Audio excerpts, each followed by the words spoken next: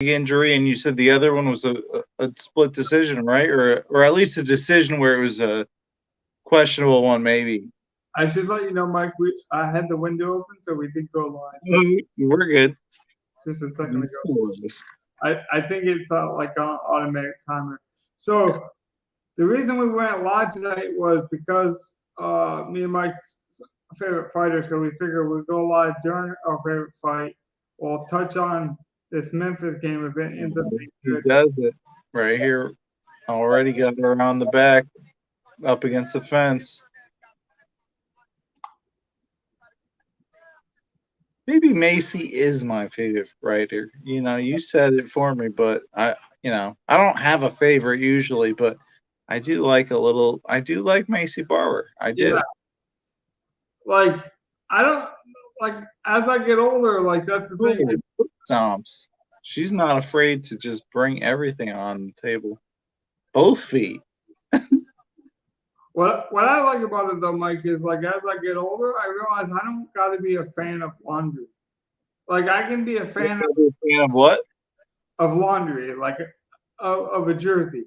I can be a fan of the Lakers organization or an organization or a coach or a player. Like you can change, like, or you can have like, or on the grander scan, like I can be a fan of the Lakers, for example, and still appreciate Jason Tatum. Like I can appreciate Jason Tatum and not be a fan of the Celtics, or True. Like I agree. I am a fan of Tatum, and I don't really care for the Celtics. It's but did you see that takedown, or is that even a takedown? So Macy Barber like took her down, but also like brought her down with De La Rosa on top of Barber. Yeah. So it's like, well, you just put yourself in a terrible position. Now, granted, Barber was able to get right back up and then also put her right back up on the fence, kind of maintaining position. So it does seem like she forced De La Rosa to the ground, but also De La Rosa did end up on top of her. So I'm curious to see how the judges will look at that. But Barber's crafty. She's trying to lock this. I like Barber a lot. She's got skills everywhere. As long as No, she really does. Injury or something like that, I think Barber's gonna just dominate. Although, De La Rosa's got her on the fence now, or on the cage.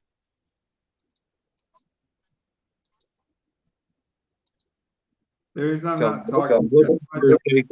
Denied. Barber switches it up. Also now looking also possibly for a takedown, but Barber's got better position. We got some neighborhood friends of ours. Mike already popping in to say hello tonight. So okay, who we got? I can't see. Or actually, let me see if I hit the chat. Virtual video game friends and Mike and James stopping in to say hello. These are guys that we normally would play 2K with. DJ, what's up? And James, what's going on? Hey man, the Celtics looks like a wrap, man.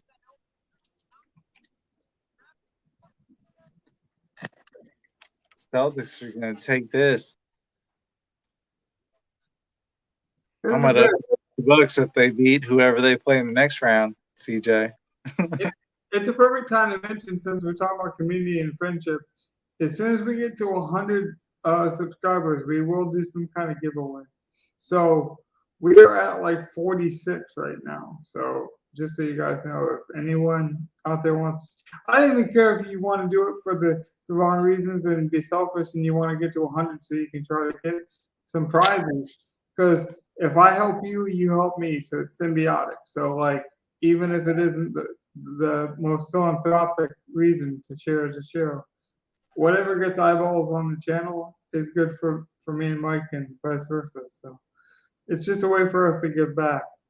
Speaking of which, I actually like that the UFC embraces people that lose. Like, and that I feel like boxing made that mistake. Like boxing would give Mike Tyson a bunch of feathers, so that way the bird didn't get It's always been that way, and it still is that way.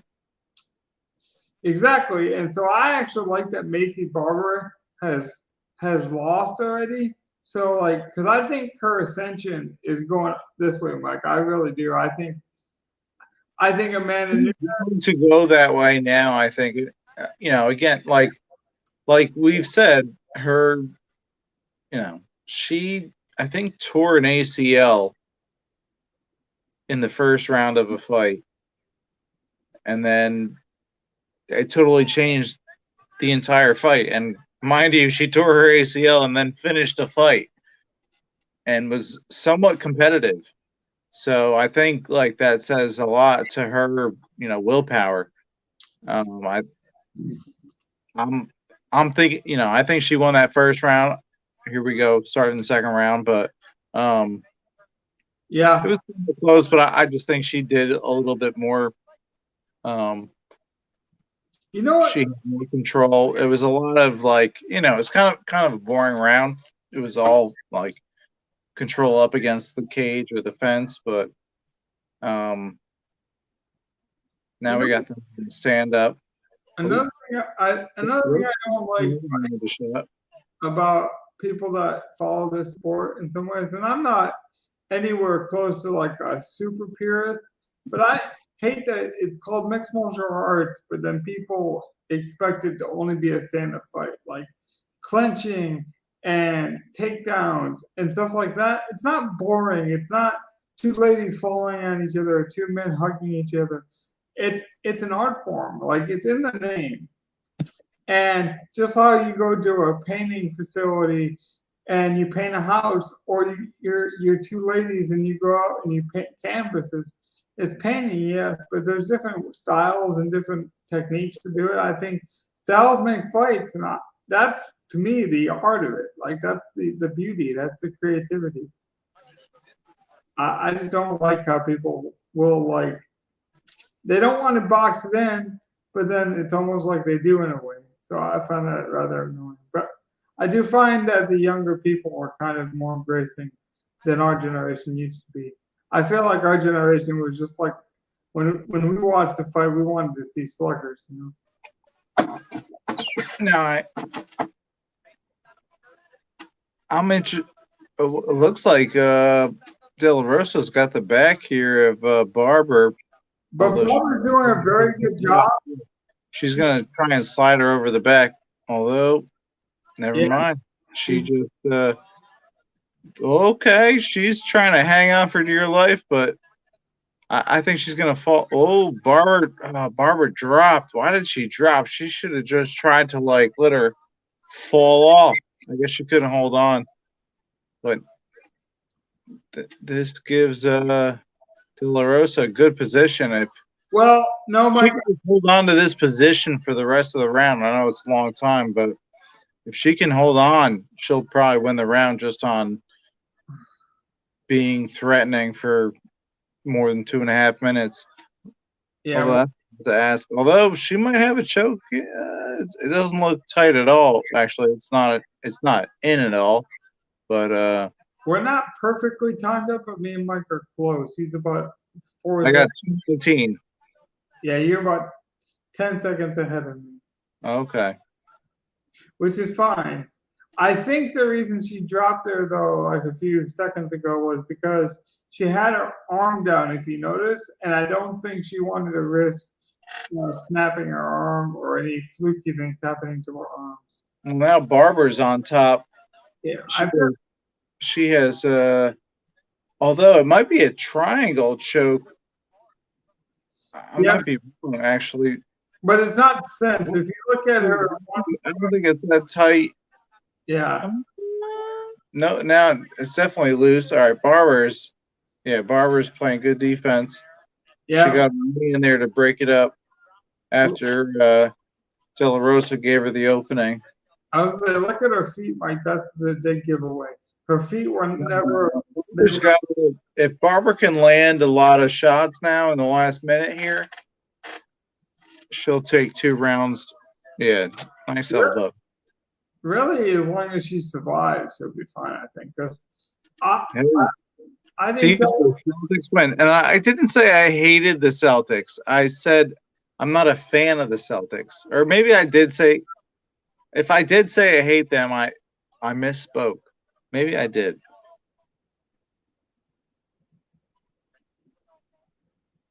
No, I mean this is like the Celtics winning is series. Wow, Kyrie's numbers are terrible. Ooh, 0 of 7 from 3. I thought it'd change when he got home. Tatum's a superstar.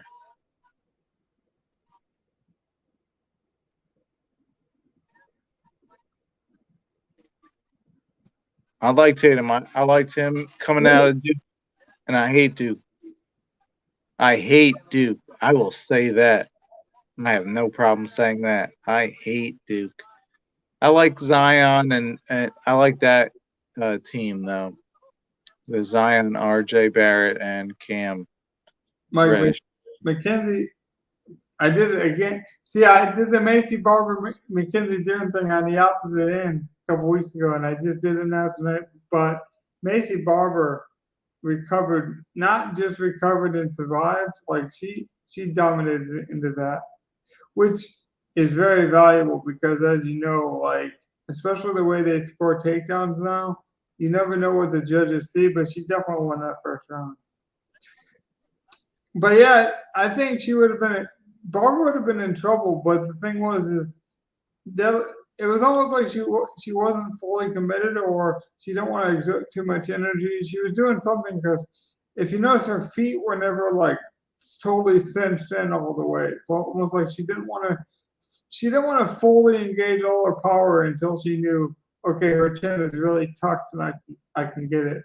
Because the thing is, if you tuck your leg and you really, wrench down and that thing isn't tight and you're firing your forearms and your biceps and she just slides right out of it. It's a lot of wasted energy. I needed this song, but it still didn't work. But I appreciate the dance with Mike. We needed some people would tell you that was just the start of the round. That was my version. 2 rounds. De La Rosa needs to take her down. Speaking of rounds, Mike, we might as well speak on it.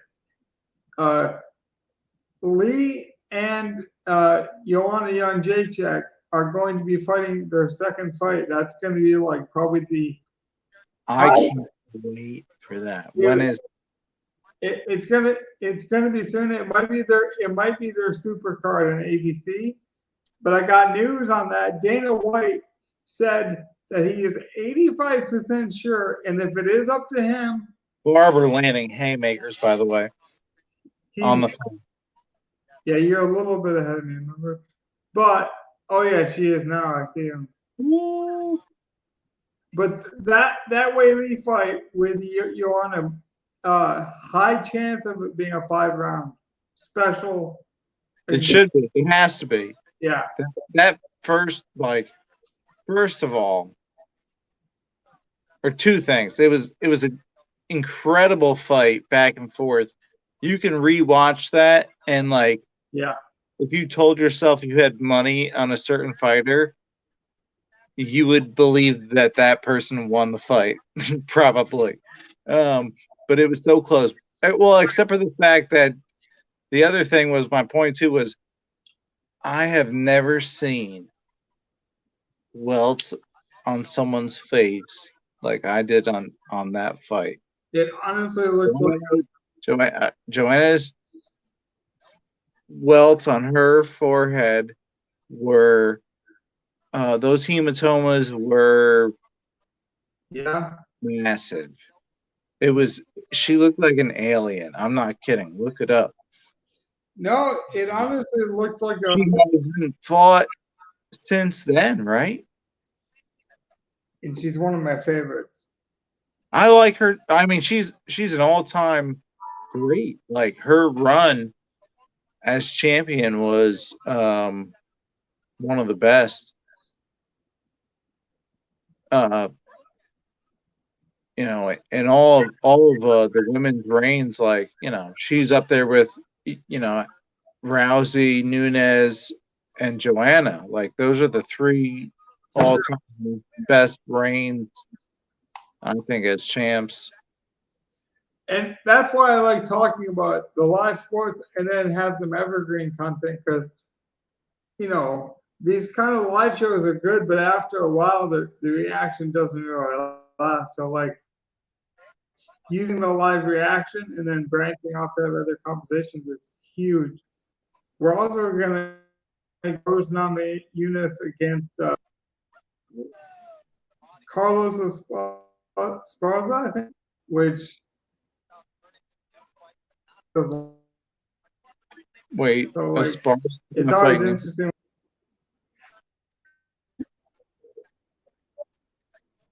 I believe so. Rose nominated Eunice. Nunes is going to fight for Pena. the title. So, you know, not Nunes. I said Rose Namajunas is going to be fighting Carla Esparza. That's right. You are right. That is the fight. I knew Esparza was fighting somebody. All right, Barbara's taking back control. See, but she had been pinned on the fence by De La Rosa, but looks like, oh, Barbara gets the takedown. Nice.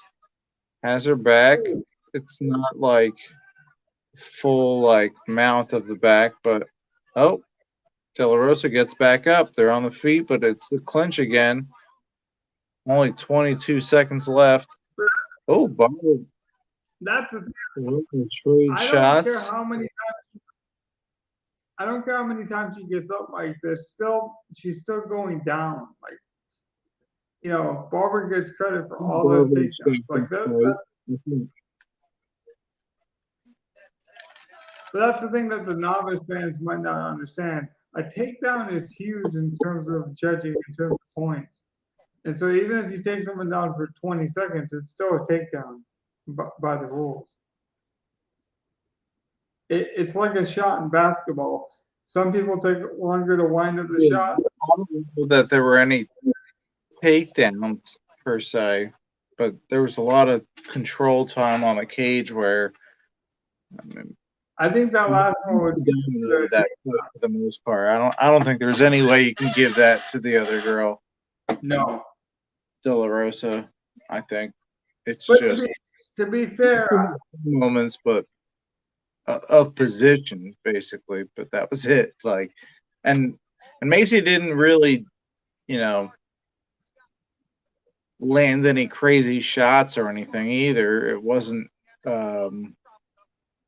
like a wow fight, but she still dominated in the same sense. Like, I would say all 3 rounds she won. I would say it's 30-27. We saw it a couple weeks ago, Mike, with Hamazat and Burns. Is Hamazat was off to a, you know, he had these like lightning moments, and he was a lightning rod kind of fighter, right?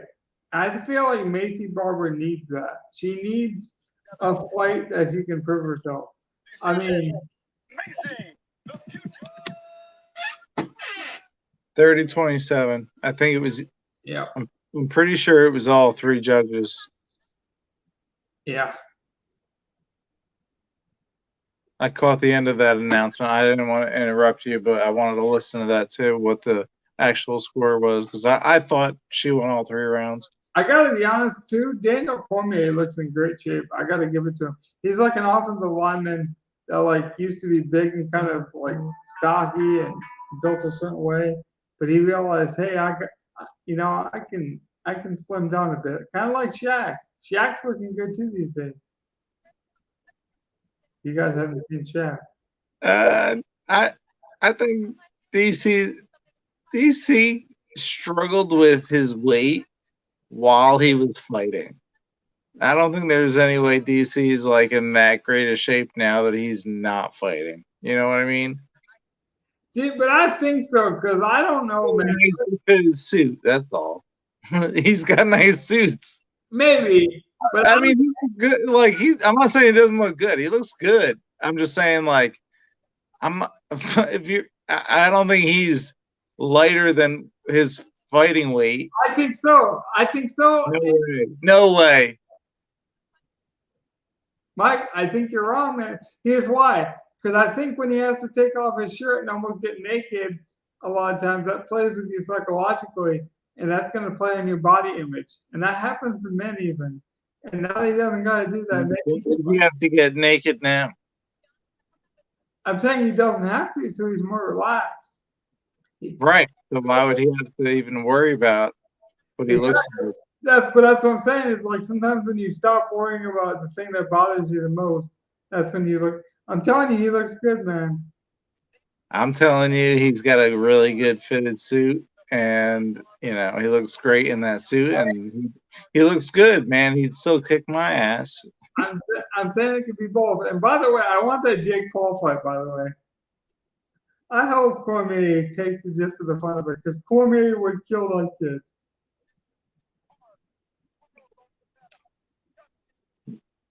Yeah, I think Bisbang is the next one in line for that. Right? That was the last call out. Hang on a second, I gotta get in on this next fight. So I might lose you for a sec. I'll get back like this, but I'm probably gonna just hold it down in between.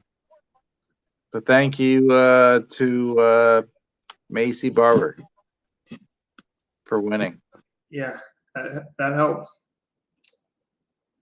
I will say they're exploring the new cards. We're gonna have Oliveira against Gaethje, and I like Gaethje, and they're just talking about the Joanna.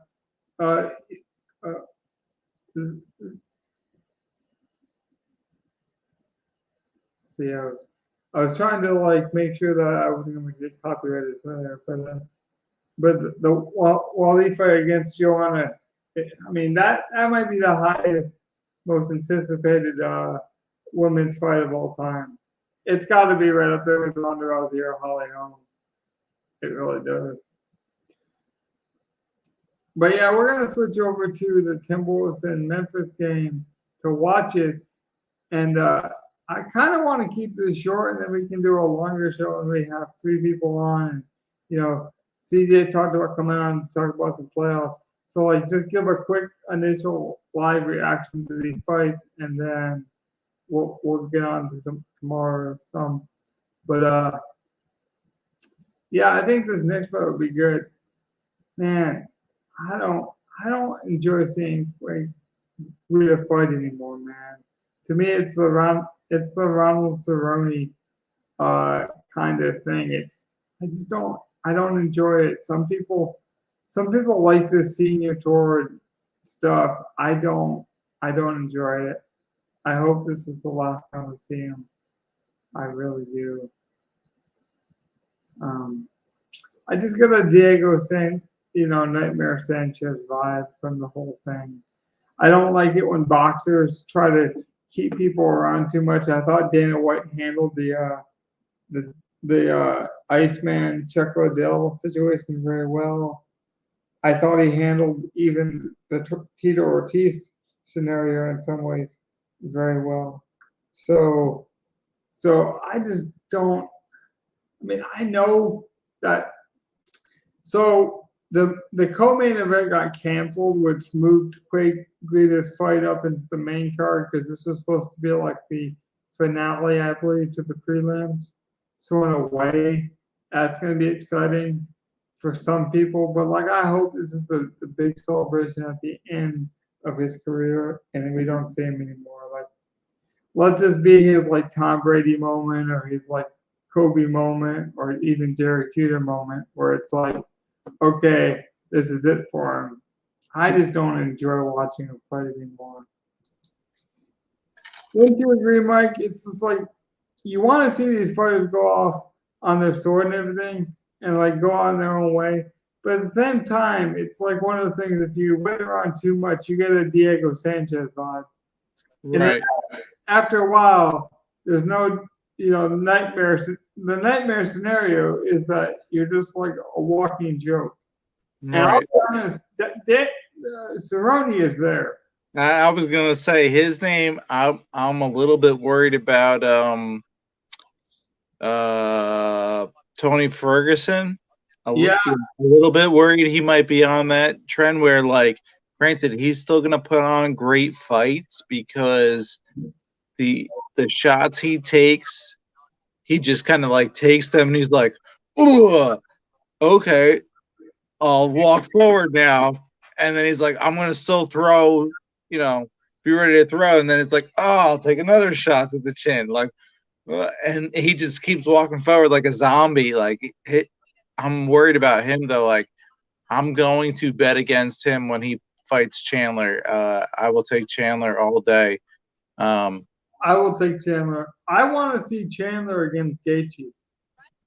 well, Which, they did it. That was a great fight. It was a war. Gaethje won. But it was amazing to see Chandler. After seeing him get knocked out by Oliveira, I was somewhat questioning his ability to take a shot, and he took a ton of Gaethje shots. He took an onslaught of Gaethje power bombs, like those Gaethje hooks and see, haymakers are no joke. I don't And know. ate him. I think I'm different, Mike. I don't mind losses, so I don't mind it when two of my favorite fighters are fighting and they put on a show like that. Oh, I like it.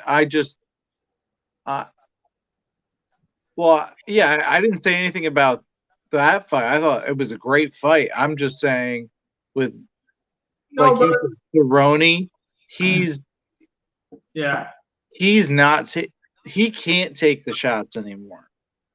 And where Ferguson is taking the shots, he's also he hasn't been landing as much in those fights. And they have been main events, so it's 5 rounds of him eating a lot of shots. So well, that's the thing I feel bad about. I'm worried about him. He might have just crossed over that threshold where now he well, may not be able to start taking this shit. And the crazy thing is he just doesn't get dropped though. So like the Gaethje fight with him, like the fight's gonna get called while it's standing, and he's just like, no, I could still fight, but he well, can't. it doesn't happen till it happens, though, Mike. Because think about this: like, remember Kobe was going on for quite a while, and then that Achilles happened, and then he never came back the same way. And ever since Ferguson's injury, yeah, he recovered. Like he's not a cripple or like he can't not fight. I'm not saying that. It's just like he never reached that peak performance again, and I don't think he'll ever get there. And I actually think Clay Guida has a chance to like go in and do broadcasting, and could be a coach, and could do a lot of good things around the sport as a promoter, a brand ambassador. I know Forrest Griffin does a lot of that. Like, I don't understand why some of these fighters don't embrace roles like that and use their creativity and their martial arts skills in those ways. Because I don't know, man. I understand. Like this sport isn't as popular as like a basketball or baseball and things like that. So that's why sometimes you get the senior tour guys sticking around because their name sells more than it would in like a younger, more exciting sport. Like, you know, people like for example, when you're young and you play basketball, you can dunk really good, right? You'll grab people's attention. But this sport is still kind of young in a way where it's like people want that nostalgic name, the Carpenter, like that means something. George St. Pierre comes back, it's still gonna kind of maybe stir up a nostalgic feeling for me and Mike. But I'm getting further and further away from that and just falling in love with some of these prospects, like Pimlet, or some of these. Like, I just become such a fan of the actual art itself that I'm falling in love with the prospects more than like the nostalgic name, which I think is good for the sport. Like, that speaks to the evolution of the sport. Yeah, there are so many up and coming fighters. Like that. It's so different than boxing, whereas like boxing has the same thing, but they, all these boxers wait till like they're 20-0 before they actually start to fight another guy who's a name. And even then, like from while they're 20-0 to trying to get to 30-0, they're really trying to pick guys that they know that they can beat that really aren't any competition. And it's like not even worth it to even watch boxing almost. It's so sad. Unless like it's not worth watching the up and comer. I mean, maybe if you're really into boxing, but it's super fun to watch the up and comers in this sport because like you can jump up quick. Like look at Hamzat Shemaev. He was 6-0 when he started in the UFC. He took over in a 2-weekend or in a 10-day period. He took 2 fights, or he won the first one and he won it so easily where he didn't take any damage. He was like, yeah, I can fight on 10 days notice on Fight Island when they were in the middle of the beginning of COVID and stuff like that.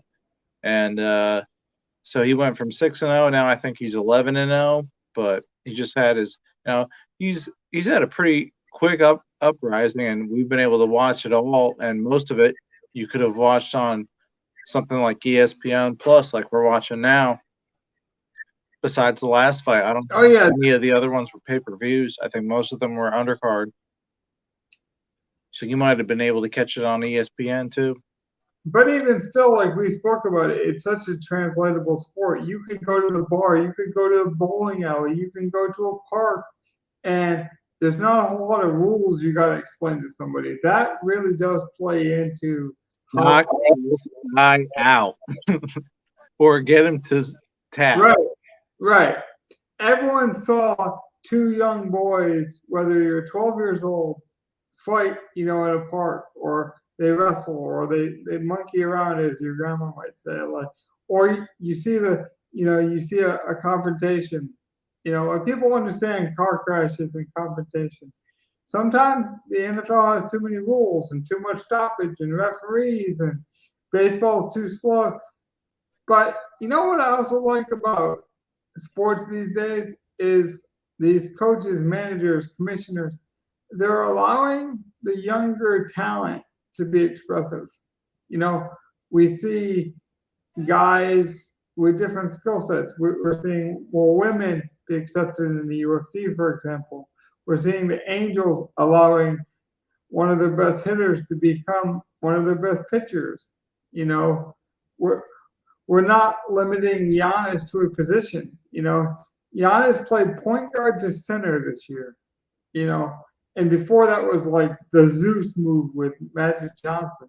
Like, it was such the rarity, and now it's like people are just embracing talent. If you're talented enough to do it.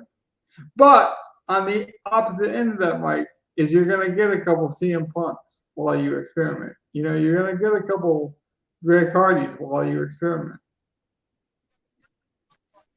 Just want to comment on this fight that's going on with Guida and I'm probably pronouncing this wrong, but I'll go with Puelles. It is Puelles. What a grappling match! Holy cow! Is he going for a Kimura or an armbar? Like Guida, I know is the wrestler. He went for the initial takedown, and I have been super impressed with Puelles' ground game from the bottom. He looks like he's actually been the more offensive guy with these submission attempts, and he's put Guida on the defensive while Guida's like still on top. Like Puelas is on his back. Well, Guida's like, I can't move right now because I don't want to give him that next position where he can break my arm. I guess it looks like he's got his arm in, but with his legs. Yeah. Okay. Okay. Wow. Okay. Guida makes a nice scramble, and yeah, Guida's got nice top position now. Okay, or not full top like mounted position, but oh man. Oh wow. Oh wow. Wow. Holy cow. This dude is for real. Who is this guy? Meanwhile, I bet on him. But I just bet I faded Clay Guida, and as they were standing up at first while you were talking, I'm like, man, Guida looks fast for how old he is. I'm like, he's quick with his. He looks like Frankie Edgar, and I know that's like the same era they're from, but man, this Puella's guy gets his leg and gets an ankle lock, and Guida taps immediately. yeah. Like this was so quick. That's why I reacted. So I mean, wow. Well, All the time I'm talking like he pulls it quick and then oh my gosh, it's not an ankle, it's his knee.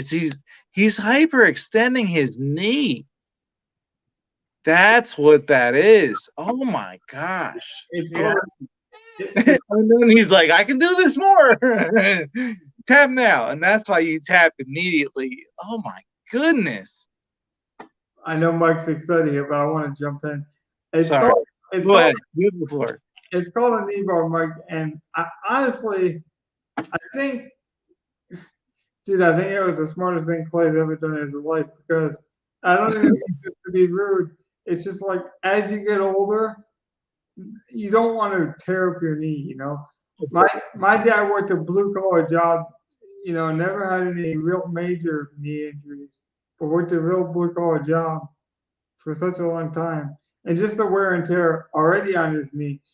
If Clay was to break it, or I mean, dude, that was probably the smartest decision you could make. Oh yeah.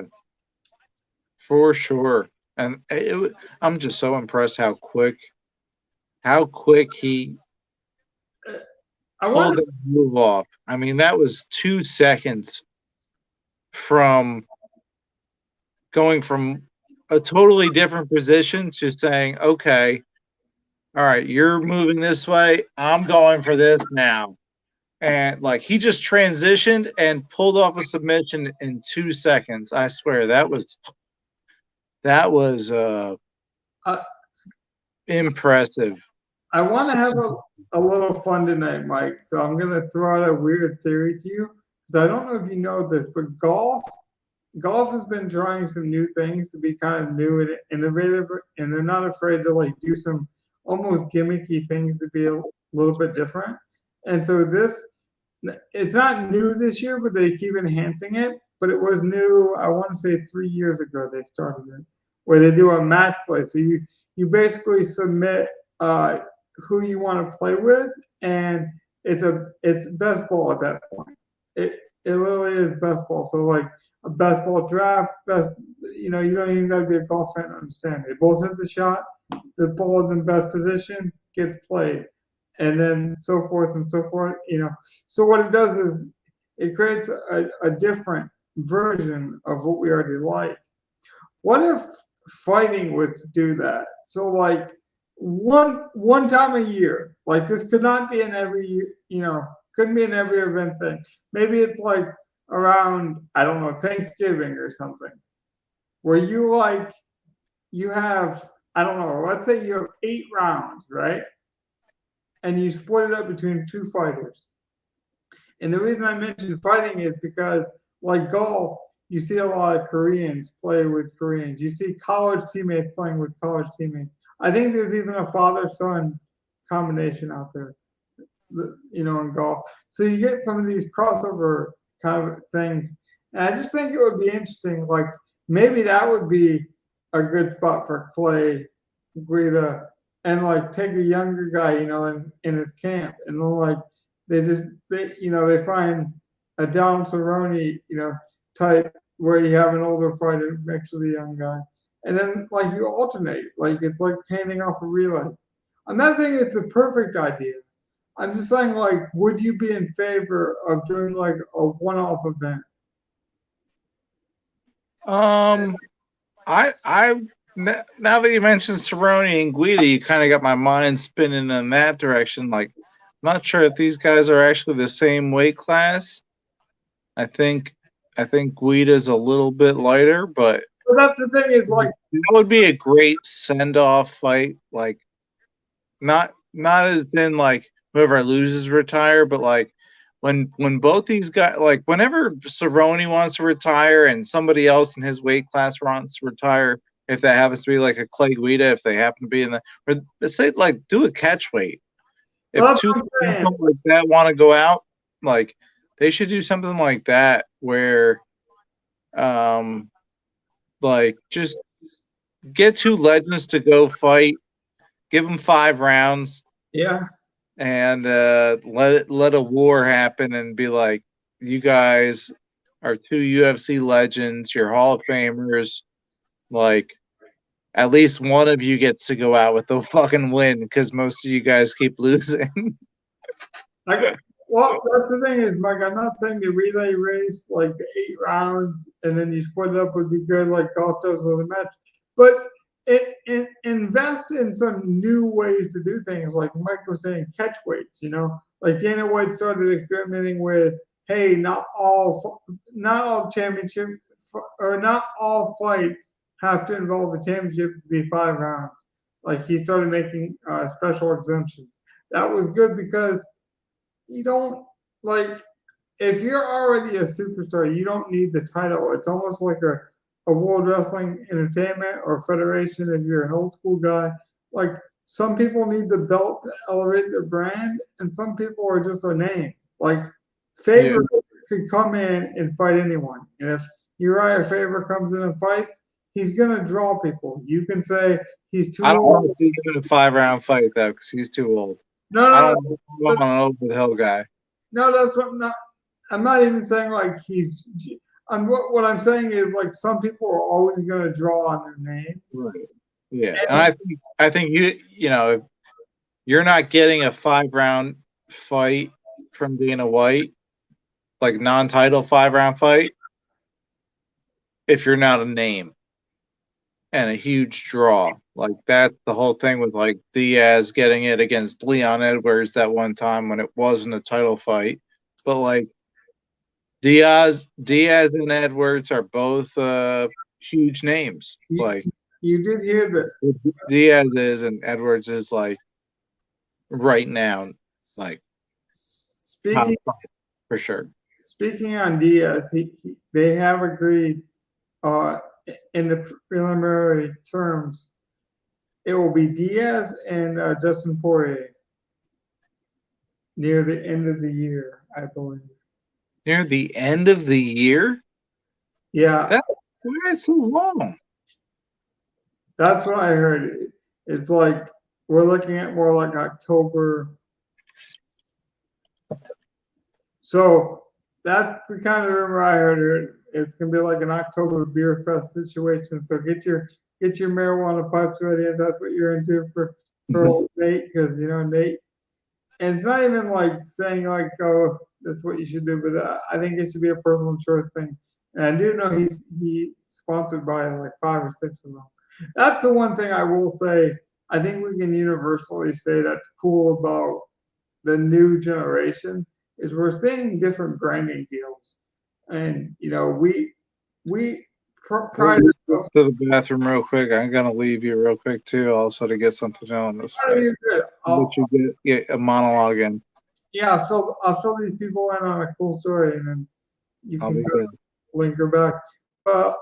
Charlie Blackman of the Colorado Rockies signed a betting agreement with one of the betting federations out there, and it was permitted through baseball because of the way it was set up, and they can obviously make sure he doesn't bet.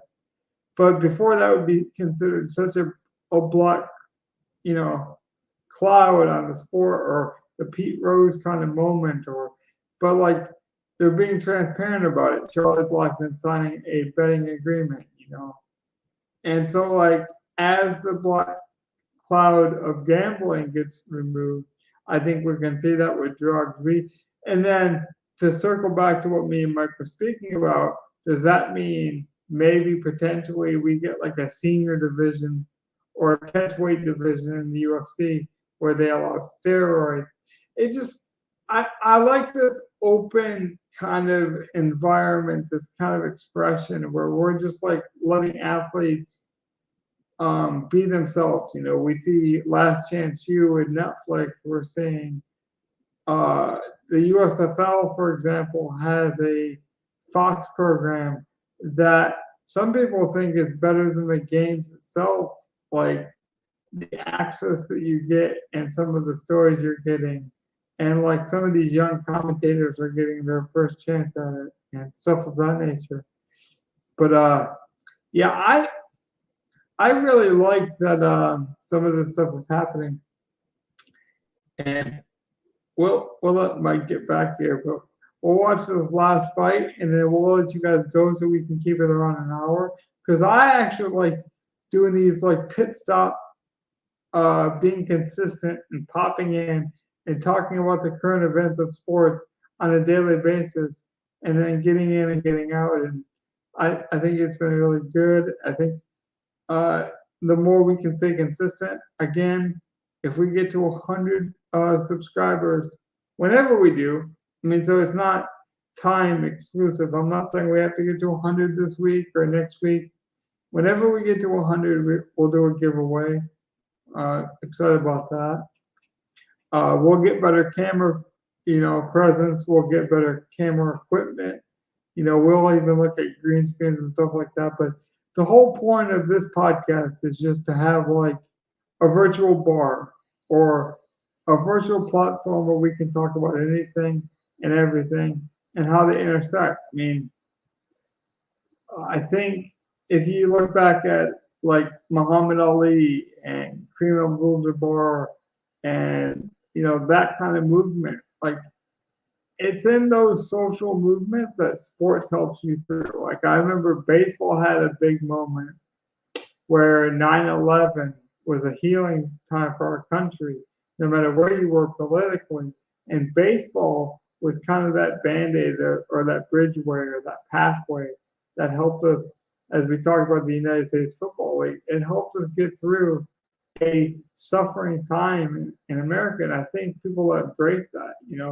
We're seeing, people embracing their culture more. We're seeing lesbian fighters being more open about it. We're seeing I think even more gay athletes on the male side as well. So we're just seeing a melting pot of ideas and concepts, and it's not agreeing or saying one is right or the other. It's not like, and I think in that way, it's saying it's okay to do this or it's okay to have this. It's, for example, it's okay for Steph Curry to come off the bench. Like, as long as he's in there for the key moments, I don't think me and Mike care if he's starting for the powder moment of LeBron James where he throws the powder up in the air. Like, I don't think we need that like mouthpiece twirl from Steph Curry to be like, oh, he's a starter. Okay, therefore he can be MVP. As long as Steph Curry's in there for the key moments, that's what matters. And I think that kind of expression is important. You see Lemos come in with Indian headdress, showing respect to her culture. I think all that kind of like theatrics and like respect and kind of homage to what's important is really cool. We're seeing more competition. This spring we're talking about the USFL, but we're going to be talking about Dwayne "The Rock" Johnson's league, and a lot of people focus on Dwayne because he's the name, but you also got to remember he brought in a female to help run the organization. So I think she's going to be like one of the highest ranking females in all professional football when that league actually kicks off this summer. That kind of stuff is really cool. And I don't always agree with it. Like I don't, always agree with people's political opinions, but a guy like Donald Trump has always been very involved in sports and funded a lot of projects. We're seeing Marshawn Lynch support this virtual play call football league. I don't particularly like that Terrell Owens, for example, is still catching touchdowns in the indoor league, but the man's making money and he's making money doing something he still loves. So it would be hypocritical of me to be like, damn you, Terrell Owens, for catching touchdowns in the indoor virtual play fans call to play, but then also cheering for Brian Scott of the USFL. Like to me, it's like I can't be like, hey, be innovative, be different, make your money, be about the players, and then be like, well, Terrell Owens, you're an old man, so therefore you don't deserve the same chances. Like if it's not for me, I won't watch it, but it's not to say it shouldn't be on. Like I'm happy that Marshawn Lynch donated so much money, to it, and it's giving people a second chance or a third chance or something to do. I wish people would watch more rugby, for example. I think that sport's cool. I think water polo is a really cool sport, but maybe Mike will never be on the same page. Say what? I second both of those sports as cool sports, water polo and rugby. But they're cool to us, but they don't got to be cool to your neighbor. Like, yeah, there was a tournament on TV one day for rugby. It was college rugby. It was called something about sevens, and they played like 4 7-minute quarters. Yeah. And it was just college rugby, and it was like 7 minutes running clock, and it was just like an all-day tournament. And I think I was like sick or something, and so I just like stayed home and just turned it on, and was like, oh, I think, all right, this is interesting. And Virginia Tech was also in the tournament, so I was like, oh, I have an extra reason to root for somebody. And they didn't win, and there was like schools I'd never heard of that were really good. They were like the powerhouse schools. But it was very, very fun to watch, like just like football or any other sport, like high action, high pace, lots of but I was just gonna say intense intensity. It's also okay to admit maybe the reason you like it is because it's niche. It's like if you like a song that most people don't know, sometimes you like it because it's like you found it. It's like it's like you found the mushroom. You picked the berry. I think. Go ahead. Well, there's a sustainability. There's like a kinship with that. Like, hey, I grew this tomato. Therefore, when I put it on my hamburger or my salad, or it's gonna take. I want to grow like a vegetable garden down the road. Like, not that I even like that many vegetables. Tomatoes would not be on the list because I don't like tomatoes well. Actually, if I grew tomatoes, then I'd make marinara sauce or something like that, or salsa. But I would never do anything with like just sliced tomatoes. If any of you have Amazon Prime, I'll give you a very good recommendation for a show.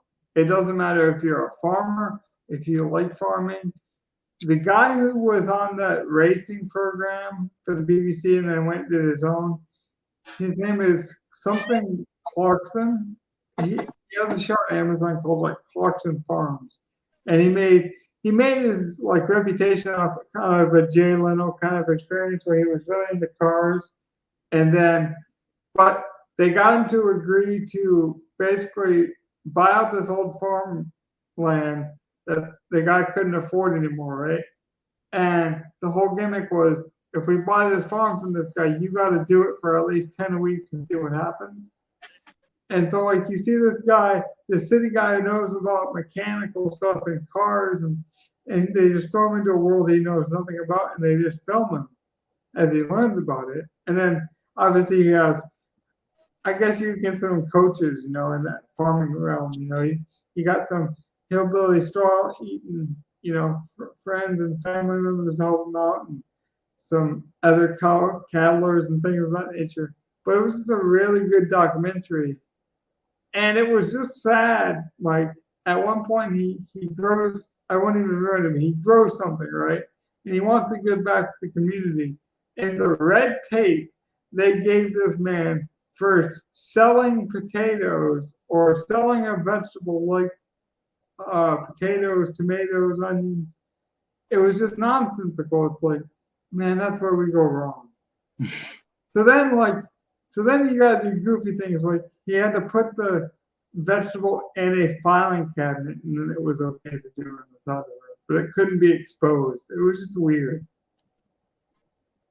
We got this main event starting right now. I wanted to get it in, but wanted to mention that I ended up going with Lemos because she was a 2.5 to 1 underdog, or at least 2 to 1 underdog. I love those odds. I'm like, damn, I think Andrade's probably better, but I don't care. Lemos is the better striker, probably. Although Andrade might have more power, but no, you know who Lemos is to me?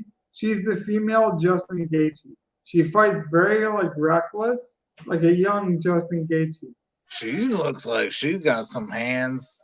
She's got some quick strike ability for sure. She looks like, yeah, she's throwing quick and hard. I don't know her official nickname. I don't know if Joe Rogan gave it to her. I don't know if Cormier called her this on the broadcast, because Cormier will kind of, him and Joe have a real good synergy, kind of like me and Mike do, where even if we interrupt each other, sometimes we're entertaining. Like, that's kind of how Rogan and Cormier get down. And I believe it was one of those guys that called her the Brazilian tornado.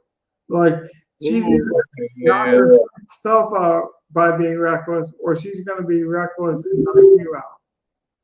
Good leg kick by Lemos. She got Andrade to spin around. Andrade. Oh yeah. Andrade. Excuse me. She's a tank though.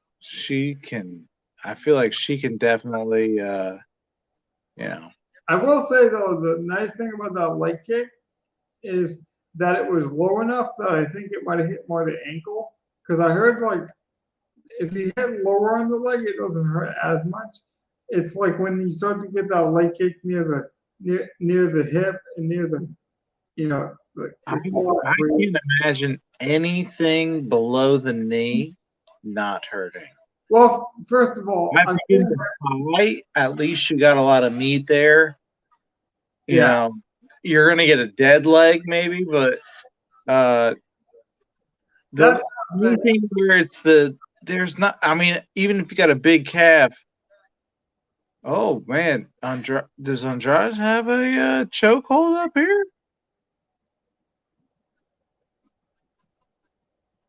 I can't tell if this is. Wow, Andrade gets her to go to sleep. Holy cow! Well, that's the beautiful thing about UFC. It can switch so quickly, man, like a light switch. Holy cow! Lemos, man. I did not believe. Ooh. I told you, Lemos, dude, she is a young Justin Gaethje in that sense. She goes. Listen to my initial instinct. I liked Andrade at first, but then at the odds, I was like, man, I can't take her. And at 2.5 to 1, I like. But man, she gets her arm, and then she puts her in this sleeper hold with it. It's Lemos did when. Lemos did what this is called. You might know it because you called it the last time. You got the knee bar right. When the arm is in the choke, when your arm is up Yeah, it's Um, like a Darce choke almost. I oh, believe. she did tap. She didn't get her to go to sleep. I thought the ref called it. I didn't see her tap.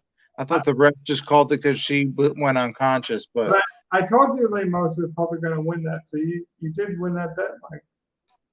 no, I did not win that. No, I took the other one. You took I Jessica took- Andrade?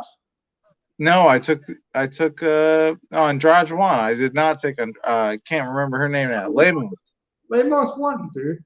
No. Andrade has the blue hair. Are you sure? I'm definitely positive. 100%. Blue hair. The huskier one. Definitely Andrade. You could be right.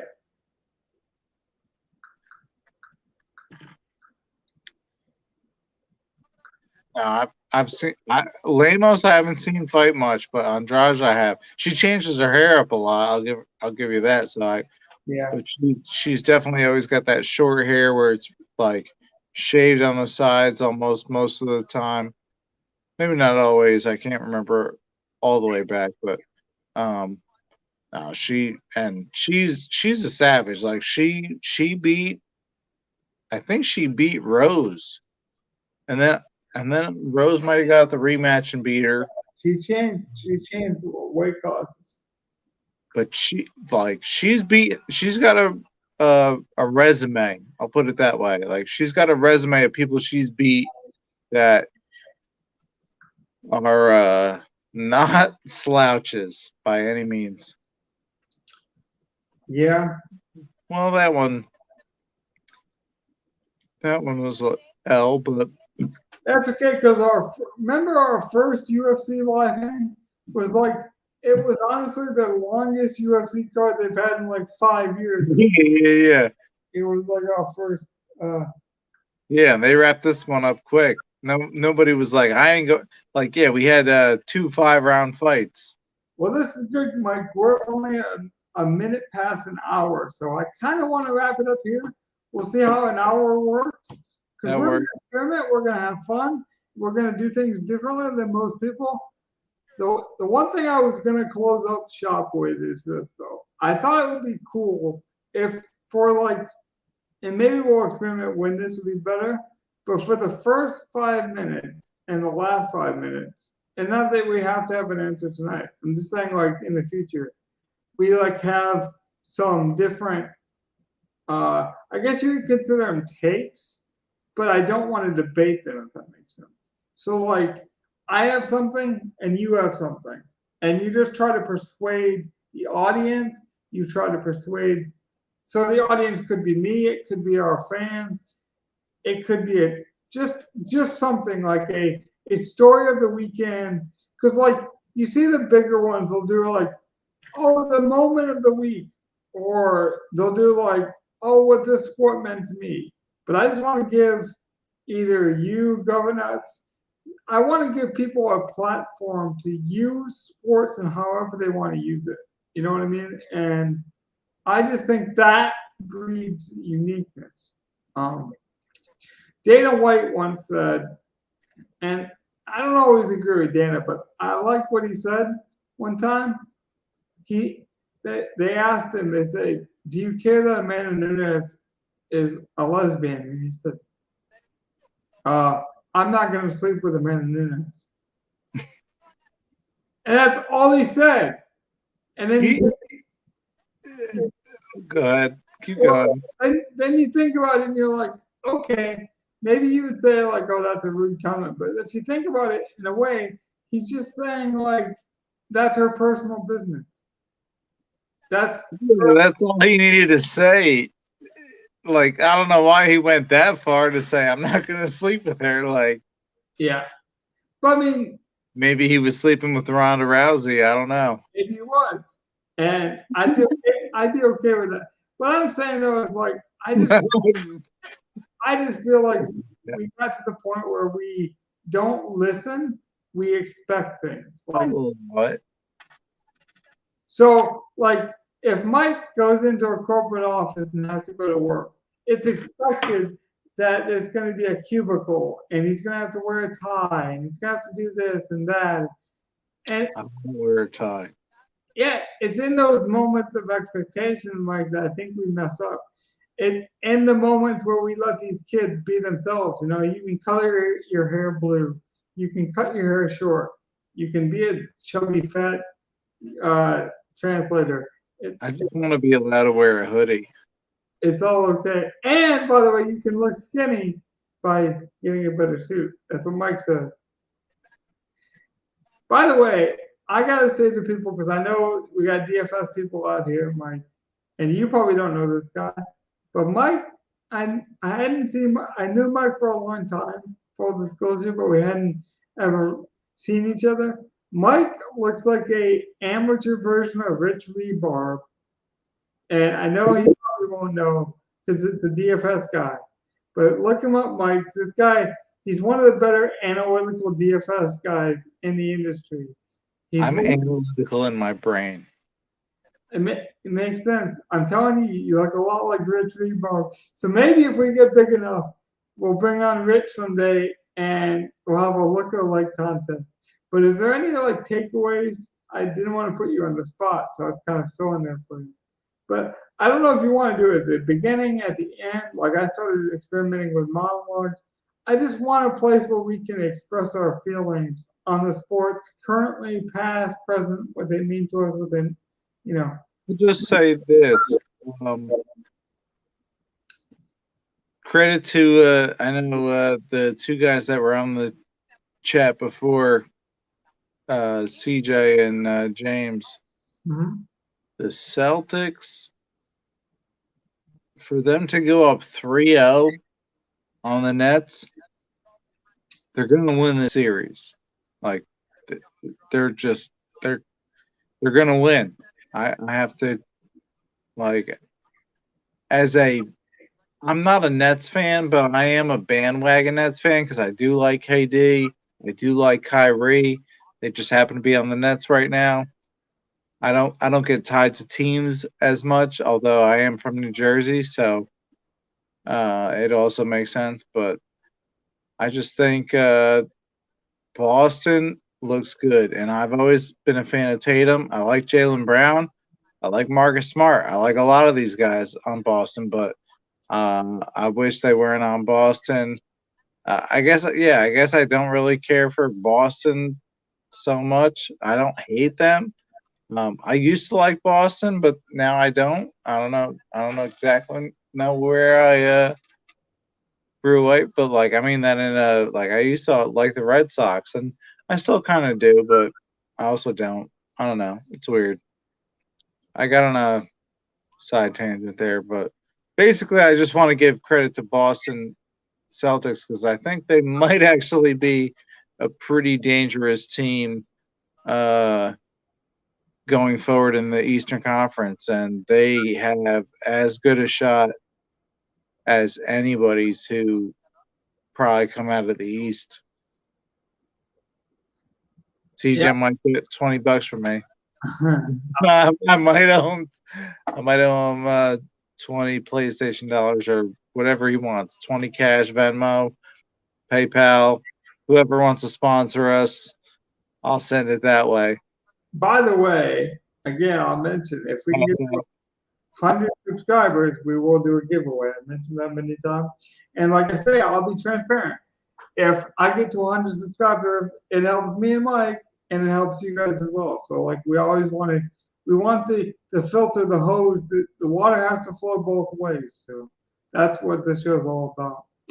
At some point, we hope to do some viewer questions. I have set that up this week, so I'll be tweeting that out. People always do the thing, Mike, where they think they're too small or they think they're too big, and they're always trying to figure out the metric, the perfect place. There is no perfect place. Me and Mike just get on here and we talk about things that we find interesting, and we'll be back in a few days, and maybe that gets 6 more viewers or 6 less viewers. It's not about it's about the consistency, and the two guys enjoy sports and they bring on other people that enjoy sports, and then that creates a culture of family, a community.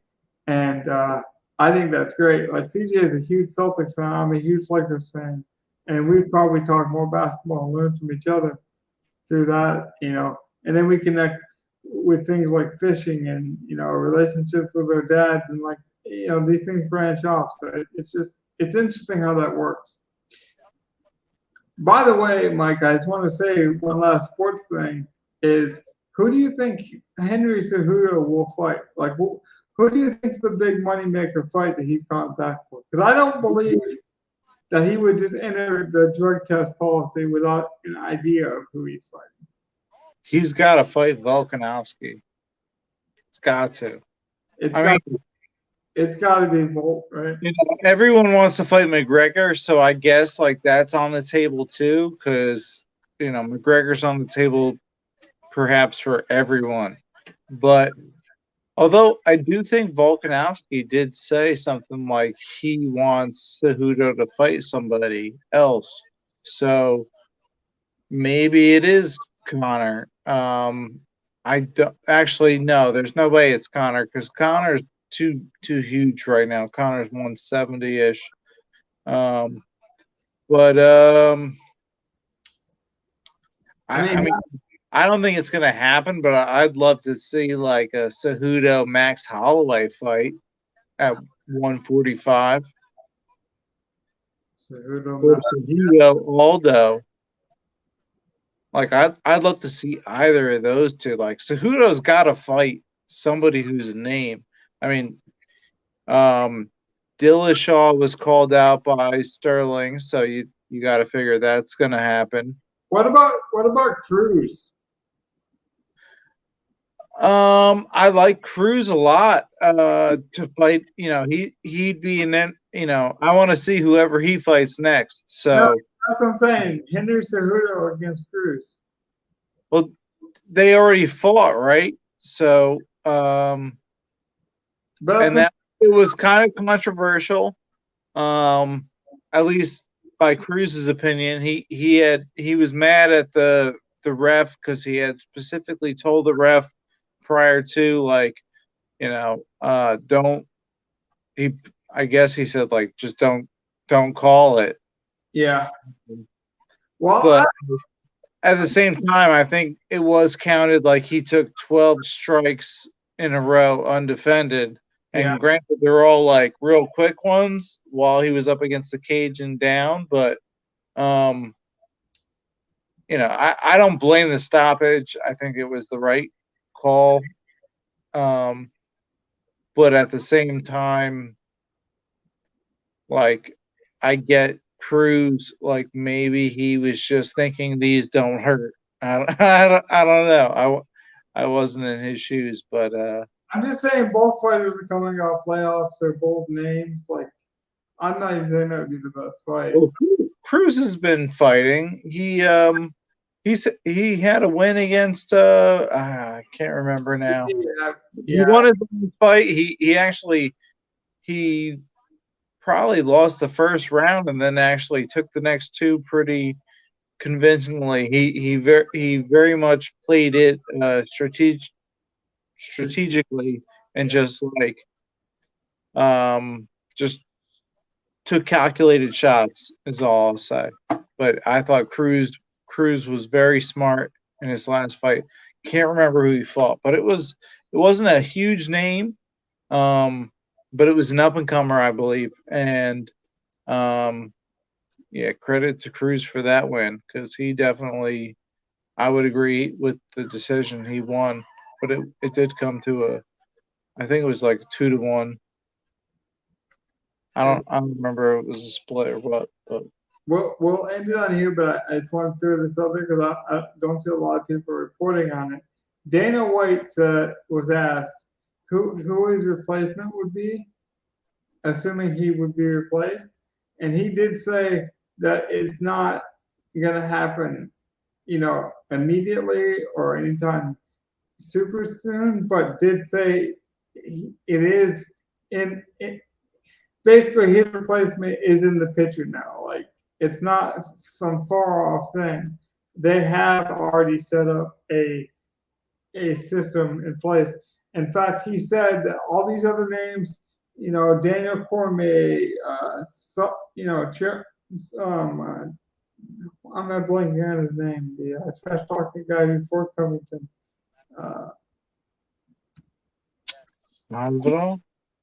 No, the guy who was a pretty good wrestler that turned himself into like a really good trash talker and became really good at like media because he's Chael Sonnen. I don't know why I can't think of that.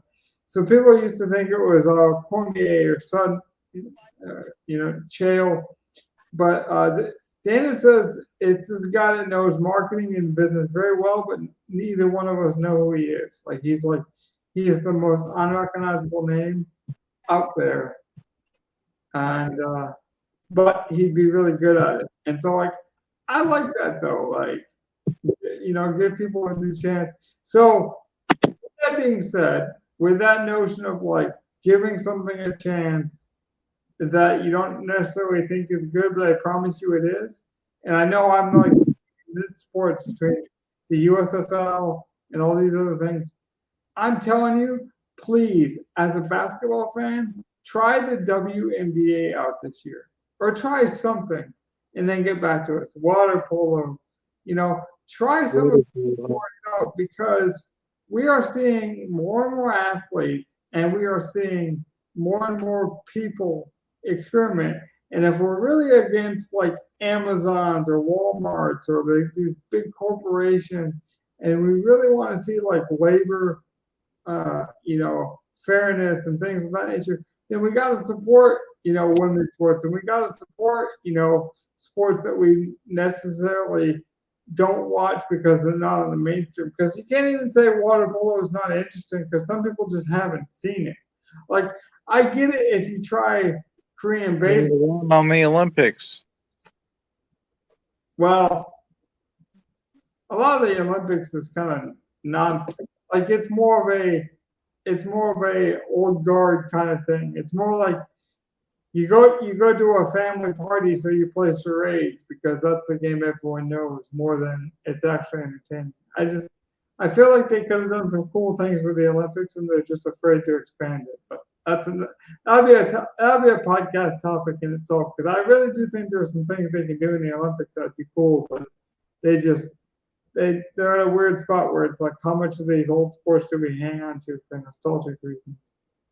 But Mike, I'm gonna let you go, buddy. I'm gonna let you get some sleep. It's been one day for both of us, but I did enjoy this. I thought we had good pacing. I thought we were even with some of our reactions, so it led to some real good reactions from you. And I don't mind talking about sports that most people don't like. I think it's interesting. It makes it a bit different. So thanks for joining me. See you guys next time. Do you have any idea when you want to do this again to give the people? I'd say a couple days. I'll commit to a couple days. You might see us tomorrow. You might see us Monday. You'll definitely see me before Tuesday. I can promise you that. I got some scripted content, some more like quick hitter sports news I want to cover. So you'll get some of that from me, at least by Tuesday. Whatever. Yeah. All right. Take care. Have a good one. Good night. Later.